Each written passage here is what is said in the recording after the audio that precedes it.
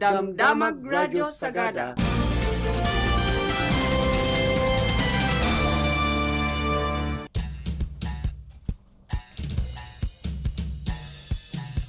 Naimag maningal daw ka na oras din manon iti gundawin nentay padanon dagiti damdamagay tanga alas 12. Siyak ni Simbaya kat para iti ulo dagiti damdamag.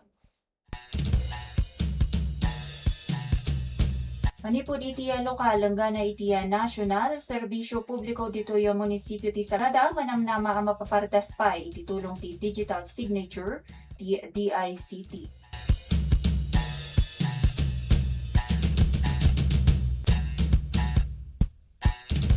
Oportunidad para iti pagtrabahuan na indanon ti TESDA dito yung Montañosa. Baro nga opisyales ang magidaulo iti Mountain Province Federated PTA na pilian para iti school year 2026 sa 2027. Abilidad iti panang salbar iti biyag na isuro iti komunidad ti Alab Proper Ijay Bonto. Dago sa panagtingnay pang kontra iti panagni na iti presyo dagiti malakwan maisaksakad iti Cordillera. Panagduras ti turismo ijay Banawe, Batad, isaksakad ti Department of Tourism, Cordillera, babaan ti bayanihan.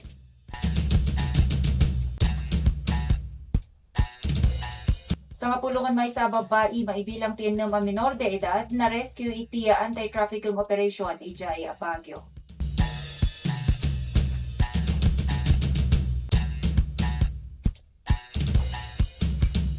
Nasurok 227 milyon a piso apatid ti illegal na droga nakamag iti rehiyon na Cordillera. Tulong para kadagiti Manalo ni Jay Benguet isagsagana ti Departamento ti Agrikultura. Cordilleran MMA fighter Stephen Loman sumabak iti na isang sangayan nga Pula Arena sa Jai, Croatia.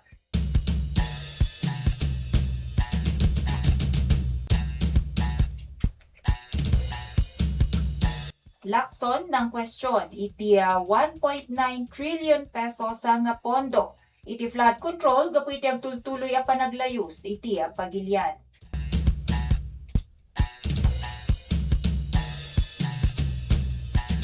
Parang paikat iti 12.5% US tariff sakbay ti Pax Silica Deal isaksakad ti Philippine Chamber of Commerce and Industry. Madi nga epekto ti nakaro a pisikal nga disiplina imbingay ti maysa nga eksperto ijay Senado. Ken iti nakasilpo adamag panagnato iti kaso ti kinarangga sa kadagiti kabataan maisursuro a rason ti kinaawan ti EQ sigon iti dati a mamanday linteg.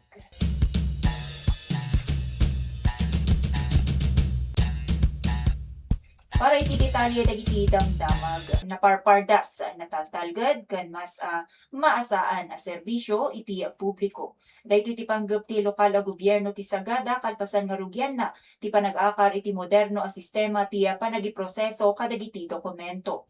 Nagkadua ti puwersa ti Office of the Human Resource Management Officer wenno HRMO ken ti Department of the Information and Communications Technology wenno DICT Mountain Province Field Office para iti naangay nga orientasyon ken digital signature registration iti sitong ti Philippine National Public Key Infrastructure wenno PNPKI program. Pinasatan daytoy dagiti kamong ti munisipyo ijay Sangguniang Bayan Session Hall. Iti tulong ti PNPKI digital certificates mas nga natalged dagiti electronic transactions ti gobyerno. Makatulong daytoy tapno nalaklaka. Ang makumpirma ti pakabigbigan dagiti mga ipoproseso ken mga mapatalinaed nga autentiko dagiti digital nga dokumento. Sigun iti Sagada LGU saan daytoy a simple a panangkasay iti panakausar ti papel no di maysa nga importante nga addam paturong iti moderno a panagmanehar. Babaan ti simple a panagpaliw iti panagpirma ken panangiproseso kadagiti papeles ket mapapartak ken mas naginawa ti panagidanon iti serbisyo kadagiti umili.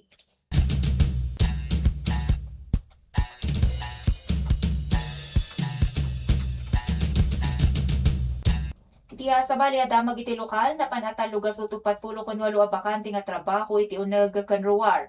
Ti pagilian ti naidasa para kadagiti residente ti Mountain Province. Iti naangay nga World Cafe of Opportunities wenno WCO iti kalman Miyerkules Agosto a 19 sa Governor Leonard Mayaan Sports Complex iti Bonto. Iti nasao nga programa ket Pangulo, wenno daytoy nasao nga programa ket Pangulo ti TESDA Mountain Province kas pasa ti selebrasyon ti maikatalupulo ken duwa nga anibersaryo na ken National TechVoc Day. Panggap na nga iasideg kadagiti TechVoc graduates, job seekers, out of school youth, ken returning OFWs ti nagduduma nga oportunidad iti trabaho, pangkabyagan ken scholarship iti tulong dagiti lokal a negosyo ken pribado a kumpanya. Napadayawan met lang iti nasaong okasyon dagiti provincial awardees ti idols ti TESDA para iti taon 2025 ken 2026 kadwa dagiti partner agencies ti gobyerno.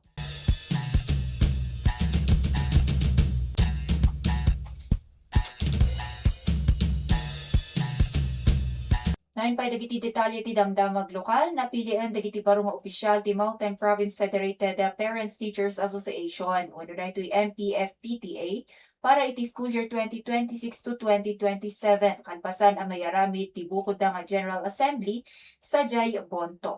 Indaulo ni Benito Bangnan kas pangulo ti baro a grupo. Dagiti leader ang nagsapata iti responsibilidad da iti sagwanan dagiti panakabagi ti gobyerno probinsyal ti Montañosa. Nakanayon ang matutukan iti prioridad ti grupo ti panang ipapigsa iti level ti literasiya. Pag-imbagan dagiti estudyante kan suporta kadagiti programa akas iti academic recovery and accessible learning wenno aral program. Iti naangay a panagtitipon, inyo na unay ti Schools Division Office, kanti PLGU Mountain Province ti napatag a papel dagiti naganak ken manursuro, iti panangitandudo iti dekalidad nga edukasyon. Malaksid iti eleksyon na pagtungtungan, ngutlaang ti panangbukal iti Provincial Action Plan, kanti panangsubli iti Constitution and Bylaws ti Federasyon. Babagan ti baro o komposisyon kat manamnama ang mapasaya at pa iti panagtitinulong dagiti eskwelaan, households kan komunidad para iti panagbaligi dagiti learners iti entero nga probinsya.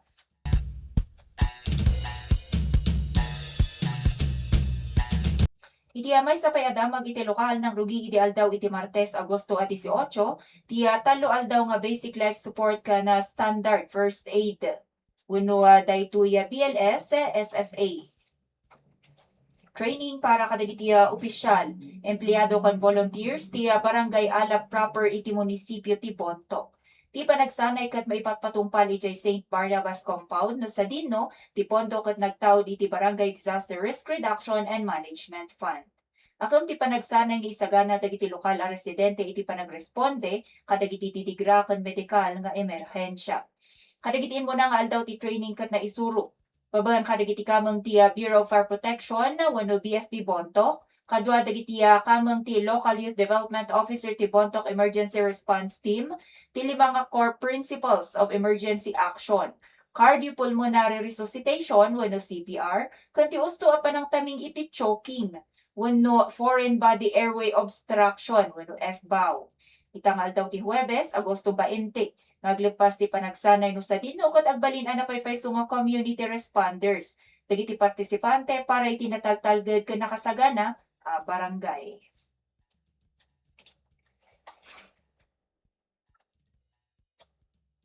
Iti matdamdama agay ti Agricos ti Rehiyon ti Cordillera ket agkalkalampag ita ti Department of Economy Planning and Development iti Cordillera wenno DepDevCar. Adagos ngay patungpal dagiti tulong ti gobyerno tapno sa lakniban ti pangkabyagan kan kabailan agumatang dagiti umili ti rehiyon. Iti naisayangkat nga panag-uurnong ti Regional Development Council la Cordillera na iduron ti napartak a panangiwaras iti tulong iti sidong ti uplift program ni Pangulong Ferdinand Marcos Jr. Maibilang ti fuel ken fertilizer subsidies para kadagiti naapektaran ti panagnato iti presyo ti lana ken dagiti magatang. Malaksid iti direkta nga ayuda, may saksaka demot lang ti panangipapigsa iti Local Price Coordinating Councils. Kan panangisimpa iti transportasyon ti taraon babaen dagiti farm to market roads ken cold chain facilities. Kagidan daytoy ket naisingasing dagiti proteksyon pangkabyagan iti sidong ti trabaho para sa bayan framework. Ti panangimanihar iti natipid nga travel packages iti turismo ken ti pangmabayagan a panag-akar iti renewable energy tapno mabawasan ti panagsanggir iti imported lana.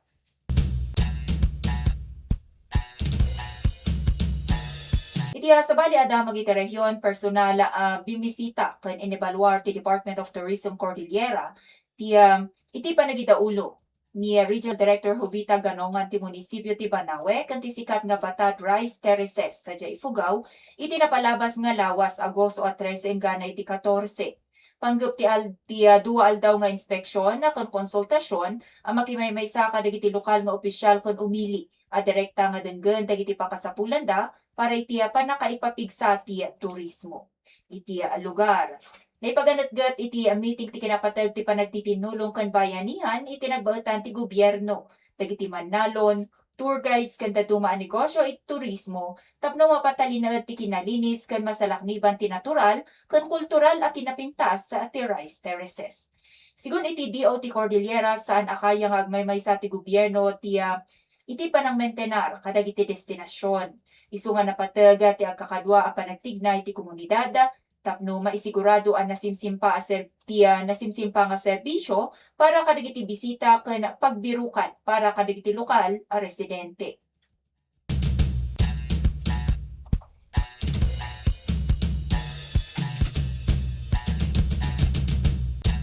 Naipay dagiti damdamag iti rehiyon ket siyam nga adulto ken na makabataan ti nabanligi a na-rescue ti National Bureau of Investigation wenno NBI Cordillera ken ti Cordillera Anti-Child Sexual Exploitation and Trafficking Task Force kalpasan ti naipatungpal nga entrapment operation iti maysa nga hotel iti siyudad ti Baguio itay nabiit. Arestado iti nasaong operasyon ti 2 nga suspek anang ipan kadagiti biktima manipud Bulacan paturong iti nasaong nga syudad para iti illegal a serbisyo nga sexual kasukat ti kwarta.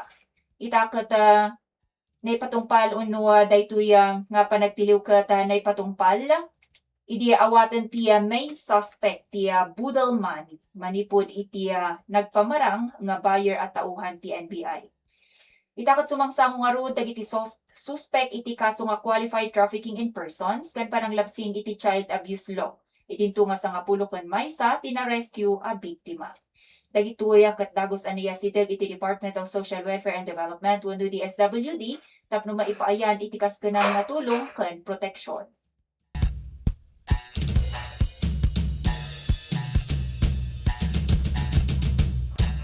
Arestado met ti 12 nga individual bayat adin manon iti 2.27 milyon a piso agatad ti illegal a droga.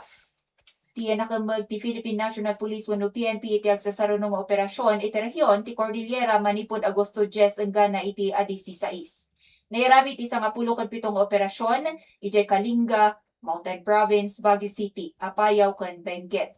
Anang kumpiskaran dagiti otoridad iti mapan nga 1.12 million mula ti marijuana, 50,000 seedlings, dried leaves ken basit apated ti shabu. Nakuna ti PNP Chief General Jose Melencio Nartates Jr. adakkel abanligi ti panakaduktal dagiti pagmulaan iti marijuana tapno manapdan ti panagwaras daytoy iti komunidad.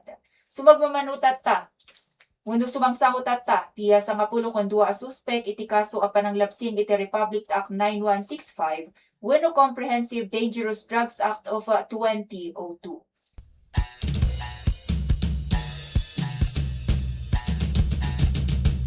Iti probinsya iti Benguet ket nangidatag iti napaltas a panagtulong ti Department of Agriculture wenno DA para kadagiti mannalon ti natnateng nakarungay napektaran ti agsasaruno a panagtudo ken panagbuntog ti panagilako. Kasaruno daytoy ti report may papan iti naibelleng a tonelada nga repolyo ken karot ijay tublay kalpasan a madadael gapu iti 2 aldaw a panagururay iti pila sa jay trading center. Binilina ni Agriculture Secretary Francisco Tiu Laurel Jr. ti Regional Office dito Cordillera nga mangipatungpal iti dagos nga assessment ken papigsaan ti panagtulong kadagiti lokal a mannalon. Tapno maliklikan ti panakaibalang manen dagiti apit kata palawaan ti DA Cordillera ti panagipay iti libre nga transportasyon, may konektar dagiti mannalon kadagiti permanente nga buyer. Kan mayasideg iti publiko dagiti lakuda, babaan ti programa nga kadiwa ng Pangulo.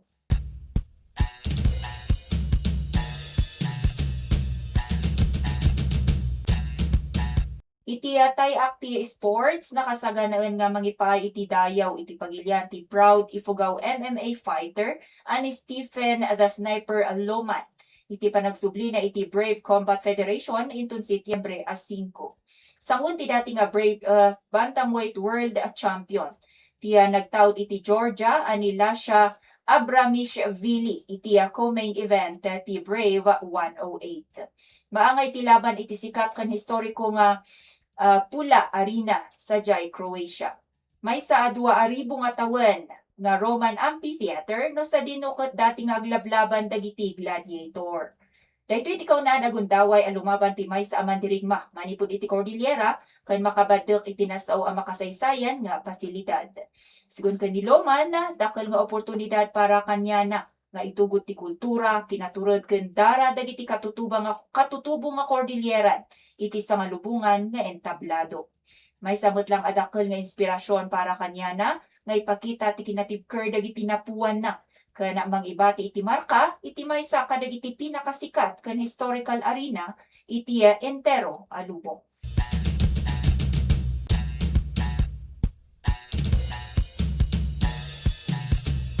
Iti pagilian nga Pilipinas ket kinwestiyon ni Senador Panfilo Lacson ti panaggastar ti gobyerno iti pakabuklan nga 1.939 trillion pesos. Para iti flood control management program ti Department of Public Works and Highways wenno DPWH manipud taon 2011 hanggang 2025. Sigun iti senador iti likudan ti higante nga pondo iti sidong ti talo nga administrasyon ket agtultuloy latta ti mapadpadasan a naglawa ken awan kontrol a panaglayos iti pagilian no panagtutudo ken no adda ti habagat.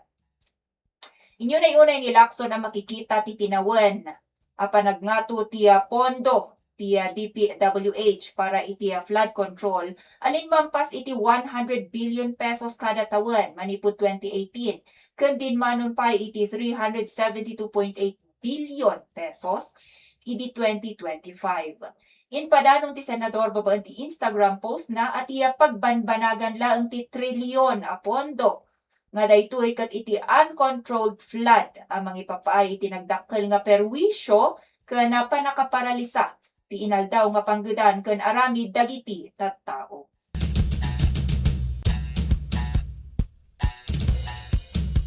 Iti sa balipay adamag national in panawagan ti Philippine Chamber of Commerce and Industry wenno PCCI iti gobyerno akidawen pay nga umuna ti panangikat iti 12.5% nga taripa nga ipatpataw ti Estados Unidos iti Pilipinas sakbay asumrek iti katulagan ti Pax Silica. Sigon ni PCCI Vice President Brian Ang saan anaing kalintegan ti nasao anayon nga taripa nga inpataw ti US gapula ang kadagiti aligasyon ti forced labor, iti pagilian nga awan ti makaanay abasaran.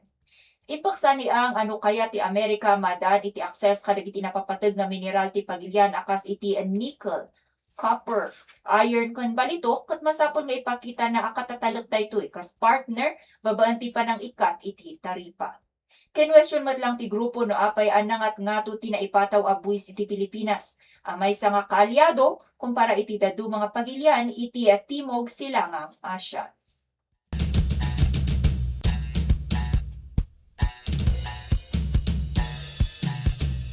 Tiya sa baliadamag iti nasyon inyo na unay ti developmental psychologist ani Dr. Lian Alampay. Manipod Ateneo de Manila University asan ang maitutudi nga epektibo a pamayan ti pisikal a panangdusa tapno masurwan iti usto a disiplina dagiti ubing. Iti panagsango na iti Senate Committee on Women, Children, Family Relations and Gender Equality, inlawlawag na may basar iti nalawa a panagsukisok ti perme. Grabe, wano nakaro apan ang disiplina ket adda ti koneksyon na, iti nangato at tsansa ti naranggas apan nag-ugali ti maysa nga ubing iti panagdakkel na. Gaputa saan pay nga usto ti emosyonal kan mental a panagpanpanunot dagiti kabataan, mas amarigatan dagitoy nga ikontrol ti riknada kan amirisan ti pagtungtungpalan dagiti aksyon da. Daytoy naibaga ket maitunos iti rehabilitatibo nga diskarte ti Department of Social Welfare and Development wenno DSWD para kadagiti ubing a mairamraman iti pananglabsing iti linteg. Dito'y kat maipapaayan da iti rehabilitasyon para iti panakasimpati ka ipapanan nga ugali, dagiti ubing imbes a puro panusa. Karkaritan dagitoy a panag-adal, dagiti na insigudan a pamati, ti ado a pamilya may papan iti panagdisiplina. Mangipal palagit lang iti agpayso at ibanligi iti panangpadakkel iti ubing, kat saan a marukod iti panagbuteng da iti panusa, no di iti agpayso nga adal, masursuro da. Itinakasil po adamag na maudi at detalye dagiti damdamag. Saan nga nailimod ti prosecution spokesman kan dati nga Surigao del Norte Representative Robert Ace Barbers ti danag na gapu iti obserbasyon nga agbalbalin ang naranggas kan mas nga bayolente dagiti sumagmamano a kabataan iti madama. Kabataan naawagan nga pag-asa pa naman ng bayan. Kasurunod ito iti insidente ti pamaltug itay napit kadagiti pagadalan na akas iti napasamak iti Ateneo de Zamboanga University kan San Jose National High School sa Tacloban City. Insidente no sa dinukot adda dagiti estudyante a pimusay. Sigon kani Barbers saan ani kaano man nga parte ti kultura nga Pilipino ti kakastoy a klase ti bayolente nga ugali. Isu nga masapol at tutukan ti Department of Education wenno DepEd. In paganatgat na amalaksid iti seguridad kadagiti pagadalan, nasken nga ipokus ti gobyerno kadagiti edukador, ti panang paimbag iti emotional quotient, EQ, dagiti estudyante, saan laeng nga iti IQ wenno intelligence quotient. Inayon na napateg nga agadal ken agtinulong ti kagimungan, tapno maisubli ti usto nga panang tarabay kadagiti kabataan, ama itudtuding nga rod nga namnama ti pagilian.